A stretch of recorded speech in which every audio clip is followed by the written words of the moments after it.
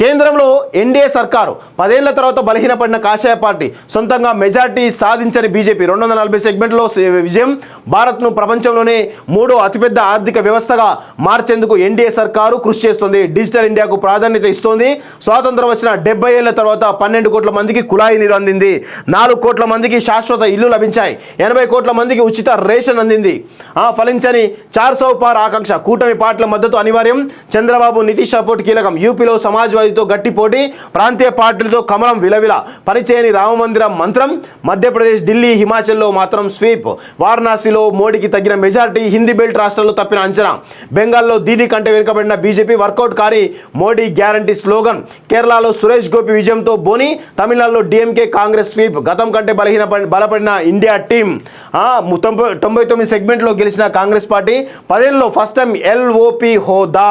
2 చోట్ల రాహుల్ గాంధీ గెలుపు. రాయ్బరేలీలో ఓడిన స్మృతి ఇరానీ. పంజాబ్లో ఇందిరా హంతకుడి కొడుకు గెలుపు అట. పంజాబ్లో ఇందిరా హంతకుడి కొడుకు గెలుపట. విజేతగా నిలిచిన ఖలిస్తానీ అమృత్ పాల్ సింగ్. నేడు ఎన్డీఏ ఇండియా సమావేశాలు. భాగస్వామ్య పార్టీలతో యాక్షన్ ప్లాన్ చర్చలు అంటూ కూడా చూస్తా ఉన్నాం కదా. ఇదే మీకు చెప్తా ఉన్నాను. ఈరోజు దేశాన్ని విచ్ఛిన్నం చేయడంలో ఈరోజు కీలకంగా ఉన్నటువంటి పంజాబ్లో చాలా కీలకంగా ఉన్నటువంటి ఒక వ్యక్తి అమృత్ పాల్ సింగ్ అనేటువంటి వ్యక్తి గెలవడం ఏదైతుందో ఇది సంచలనం అని చెప్పొచ్చు వాస్తవంగా.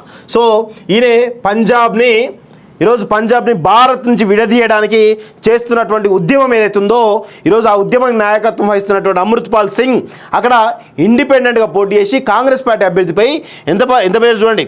వారీస్ పంజాబ్ దే అతివాద సంస్థ చీఫ్ అమృత్ పాల్ సంచలన విజయం సాధించారు.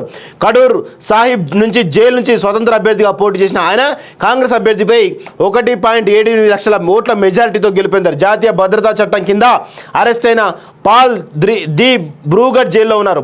మాజీ పీఎం ఇందిరాగాంధీ హంతకుల్లో ఒకరైన బియాన్ సింగ్ కుమారుడు సరబ్జిత్ సింగ్ కస్లా స్వతంత్ర అభ్యర్థి అట. ఫరీద్కోట్లో 75 ఓట్ల తేడాతో గెలుపొందారట. అంటే ఇద్దరు వేర్పాటువాదులు ఇద్దరు కూడా గెలుపొందడం ఈరోజు రేపు జరగబోయేటువంటి భారతదేశ విచ్ఛిన్నంలో ఇదొక పాత్ర పోషిస్తుందని చెప్పేసి చాలా కీలకంగా మనం అనుకోవచ్చు వాస్తవంగా. ఎందుకంటే వీళ్ళిద్దరు గెలవడం భారతదేశ సార్వభౌమత్వాన్ని ఈరోజు దెబ్బకొట్టడమే లక్ష్యంగా వీళ్ళిద్దరూ పనిచేసే అవకాశాలు ఉంటాయి వాస్తవంగా. వీళ్ళిద్దరూ ఈరోజు మీరు అవునన్నా కాదన్నా రేపు ఈ స్థిరత్వమైన ప్రభుత్వం లేదు కాబట్టి ఖచ్చితంగా భారతీయ జనతా పార్టీ కానీ ఇండియా కూటమిని భయపెట్టడానికి వీళ్ళిద్దరూ అనేక రకాలైనటువంటి చర్యలు చేస్తారనేది చాలా స్పష్టంగా నేనైతే చెప్పగలను. భారతదేశాన్ని విచ్ఛిన్నం చేయడంలో వీళ్ళిద్దరూ చాలా కీలక పాత్ర పోషిస్తారని కూడా ఈరోజు ఘంటాపథంగా చెప్పగలను విషయం గుర్తుపెట్టుకోవాలి. దీనికి మరి మిగతా పక్షాలు ఏ విధంగా వ్యవహరిస్తాయో చూడాల్సిన అవసరం అయితే కనబడతా ఉంది. వాస్తవంగా ఇలా గెలవడం ఏదైతుందో ఇది చాలా ఇబ్బందికర విషయం. భారతదేశానికి అయితే చాలా ఇబ్బందికర అంశం అని మనం చెప్పొచ్చు వాస్తవంగా చెప్పాలంటే.